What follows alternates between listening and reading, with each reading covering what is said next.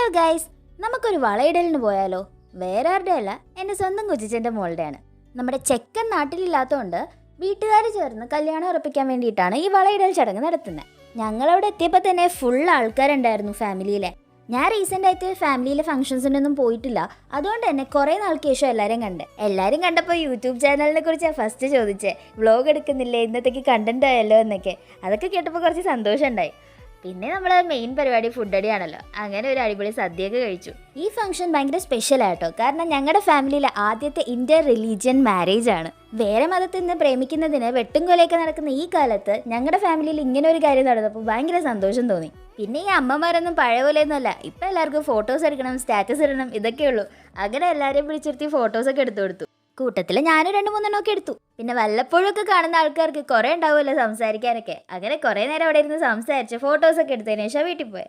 അപ്പോൾ ടാറ്റാ.